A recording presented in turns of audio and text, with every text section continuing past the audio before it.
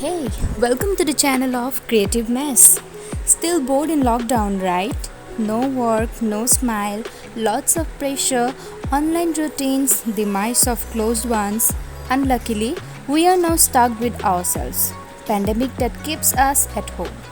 You know, I also believe books also allow us to travel without moving our feet. So, here we will provide you which book should you like to read, why should you read, need some more recipes? In short, we will let you know what you want to see. Sometimes in Assamese, sometimes in Hindi, and also in English. Just stay tuned with us. And this is our first video on Assamese. আজি আমি কথা পাতিম doctor Rita চৌধুৰীৰ এখন অতি খুব জনপ্ৰিয় উপন্যাস এই সময় সেই সময়। যেতিয়া কৰিবলৈ একো নাথাকে বা যাক আমি আজৰি সময় বুলি ধৰি লওঁ, সেই তেনেকুৱা এবিধ সময়তে আমাক প্ৰিয় উপন্যাসখনৰ প্ৰিয় চৰিত্ৰটোৰ প্ৰয়োজনীয়তা আহি পৰে। কিছুমান লেখাই মন আৰু মগজুক এনেকৈ জোকাৰি যায় যে বছৰ অতিক্ৰমেও প্ৰত্যেকটো চৰিত্ৰই সময়ৰ সুযোগত সঘনাই টুকুৰিয়াই চায়। যিকোনো সিদ্ধান্তৰ প্ৰাক্ষণত ভাল লগা চৰিত্ৰৰ আদৰ্শ চালচলনে দোলা দি যায়, গধুৰ কৰি তোলে যুক্তিৰ তোলাচলি। আমি সহজ যেন অনুভৱ কৰোঁ। তাতেই পাঠক হিচাপে কিতাপ চুবাই গিলি হজম কৰিব পৰা সাৰ্থকতা, লগতে লেখকৰো পাঠকৰ মাজলৈ যোৱাৰ সফলতা। ৰীতা চৌধুৰী বাইদেৱে উপন্যাসখনত অনেক চৰিত্ৰ, অনেক মুখ দাঙি ধৰিছে। এখনৰ লগত আনখনৰ বিশেষ মিল থাকিও সময়ৰ হেঁচাত মনিব নোৱাৰা হৈ পৰিছে সকলো। এচাম সেই সময়ৰ আৰু এচাম এই সময়ৰ। এক বিন্দুত আহি সকলো লগ হৈছে। মুখ্য চৰিত্ৰ অদিতি চৌধুৰীয়ে অতীতক বৰ্তমানলৈ আনি হিচাপ কৰি চাইছে। মূলতঃ অসম আন্দোলনৰ পটভূমিত উপন্যাসখন আগবাঢ়িছে। এজাক দেশক ভালপোৱা, জটিলতা নুবুজা, প্ৰবল ইচ্ছাশক্তিৰে আৱেগপ্ৰৱণ ডেকা গাভৰুৰে সেই সময়ত প্ৰতিনিধিত্ব কৰি অদিতি, চন্দন, অলকে, শুভঙ্কৰ, বলভদ্ৰহঁত আছে। ইয়াৰ সম্পূৰ্ণ বিপৰীতে বাস্তৱ চিনি প্ৰচণ্ড যুক্তিবাদিতাৰে আৱেগৰ বেৰ ভেদি সুকন্যা, অমিত, বিক্ৰম, কাজৰী গঢ়ি উঠিছে এই সময়ৰ ছবিখন দেখুৱাই। একে সময়ৰ একেখিনি মানুহ সময়ত ইমান বেলেগ হৈ পৰে। সহজ সম্বন্ধসমূহকো সংকোচে সংকীৰ্ণ কৰি তোলে। সমাজৰ ভদ্ৰতাৰ মুখা পিন্ধি অভিনয়ত পাকৈত বুলি অহংকাৰী হৈ উঠা কত মানুহ আছে আমাৰ মাজত। এখন প্ৰান্তীয় পাহাৰীয়া মহাবিদ্যালয়ৰ পৰা গুৱাহাটীৰ তেতিয়াৰ কটন কলেজত চাকৰি কৰিবলৈ অহা আভিজাত্যহীন অদিতি চৌধুৰীৰ লগত বিখ্যাত সাংবাদিক, লেখক, সমাজকৰ্মী অলকে হাজৰিকাৰ কোনো সম্পৰ্ক থাকিব পাৰে বুলি জয়শ্ৰী বৰাই মানি ল'ব পৰা নাই। সমাজত এনে এচাম মানুহো থাকে যোনে আভিজাত্যক চোলাৰ জেপ অথবা শাৰীৰ আঁচলত বান্ধি থৈ সমাজৰ উচ্চ স্থানত আছে বুলি গপত গংগাটোপটো হৈ বহি থাকিবলৈ কুণ্ঠাবোধ নকৰে।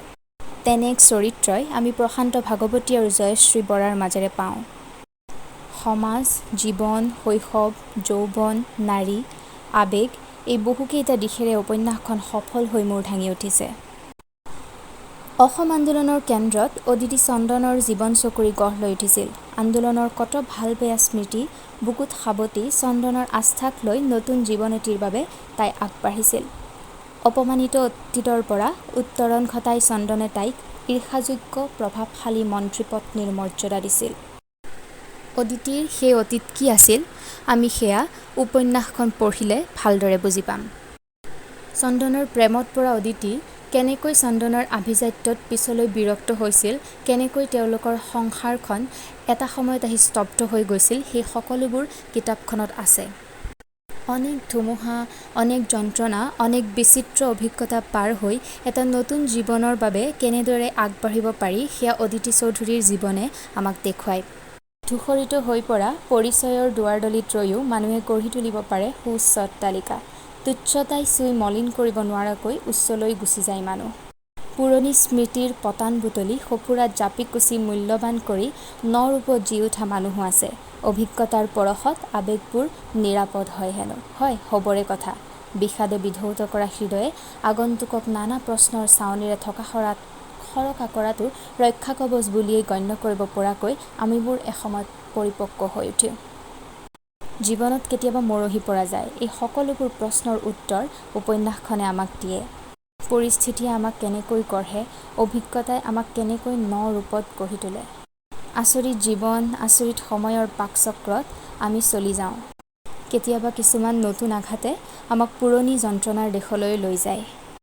উপন্যাসখনে বৰ্তমানত ৰৈ হেৰুৱা অতীতক বিচাৰ কৰি চাইছে। ৰাজনীতিৰ ক'লা পথাৰখন আমি দেখিছোঁ। সত্যৰ ভেটি জোকাৰি যাব পৰাকৈ বাস্তৱ শক্তিশালী হৈ উঠিছে। মুঠতে নতুন প্ৰজন্মৰ অনেক দিশ বাইদেউৰ নিখুঁত হাতৰ পৰশত প্ৰাণ পাই উঠিছে। এখন ঘৰ, এজাক স্বত্বহীন বন্ধুৰ কথা কাহিনীৰে তিল তিলকৈ বাঢ়ি অহা উপন্যাসখনে দি গৈছে নাৰী জীৱনৰ অনেক আভাস। এগৰাকী নাৰীৰ আশা-আকাংক্ষা, যুক্তিৰ দৃঢ়তা, আত্মবিশ্বাসৰ অটলতা, মাতৃৰ মমতা, সিদ্ধান্ত গ্ৰহণৰ নিশ্চয়তা এইসমূহ গুণ সামৰি অদিতি চৌধুৰী এগৰাকী সাহসী নাৰী। প্ৰিয় চৰিত্ৰ হৈ সমূহ পাঠকৰ হৃদয়লৈ যাব পৰাকৈ শক্তিশালী। যন্ত্ৰণা আৰু সৃষ্টিৰ সম্পৰ্ক ৰীতা চৌধুৰীৰ প্ৰত্যেকখন উপন্যাসত পোৱা যায়। মুঠতে এটি সুন্দৰ সাৱলীল কাহিনীৰে বাইদেউ সফল হৈছে। জীৱনক বুজিব পৰাকৈ সমল আছে উপন্যাসখনিত। আপোনালোকে কিতাপখন পঢ়িব আৰু আমি আশা কৰিম এই সময় সেই সময় পাঠকৰ মাজত সদায় জিলিকি থাকক। আৰু এনেকৈ কেইবাখনো অসমীয়া আৰু ইংৰাজী উপন্যাস লৈ আমি আহি থাকিম। আপোনালোকে চাই থাকিব আমাৰ ইউটিউব চেনেলটো।